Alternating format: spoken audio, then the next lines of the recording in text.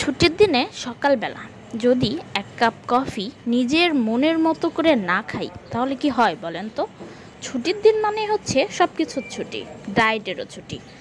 উফ, diet maintain করতে করতে অসহ্য লাগে। মাঝে মাঝে মনে হয় যে না, একটু গণ্ডি থেকে বের হওয়া উচিত। আমি শুক্রবারের সকালবেলা একটা কফি নিজের মতো করে বানিয়ে না খেলে সিরিয়াসলি বলছি, মানে আমার কেমন যেন দিনটা শুরুই হয় না। আমি কিভাবে কফি বানিয়ে খাই আপনাদেরকে একটু দেখাই, কারণ আমার মতো কফি সবাই নাও খেতে পারে। তো যাই হোক, এখানে হচ্ছে আপনার মিল্ক আছে, গরম পানি নিয়ে নিয়েছি।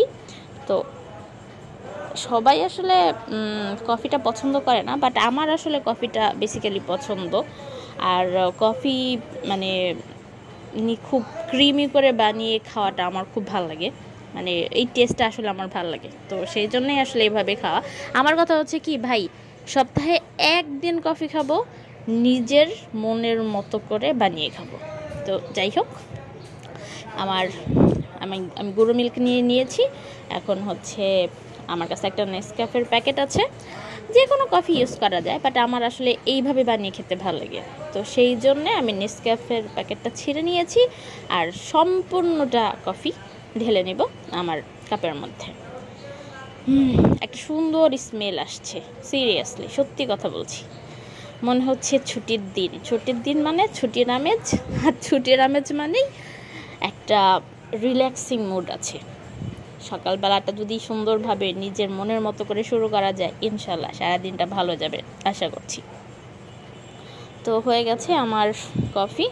খুব যে অনেক বেশি ইনগ্রিডিয়েন্টস লাগে ব্যাপারটা তা না, বাট সুন্দর, মানে নিজের যেভাবে খেতে ভালো লাগে সেভাবে বানিয়ে খাওয়াটাই আমার কাছে মনে হয় যে প্রশান্তির একটা বিষয় থাকে। তো হয়ে গেছে আমার কফি, আর একটু ভালোভাবে নেড়ে গুলিয়ে নিতে হবে, কারণ অনেক সময় কফি অনেক ছ্যাঁকড়া ছ্যাঁকড়া থেকে যায়, তো সেই জন্যে আর কি। তো আসেন এবার বিসমিল্লাহ বলে শুরু করি। আর আপনাদের যদি কারো আমার কফিটা থেকে খেতে ইচ্ছে করে কমেন্টে জানান, অবভিয়াসলি আমি আপনাদের খাওয়ানোর চেষ্টা করব ইনশাআল্লাহ। তো ছুটির দিনে সকাল শুরু হয়েছে আমার, আপনাদের কি অবস্থা জানাবেন। আল্লাহ হাফেজ, টেক কেয়ার, বাই বাই।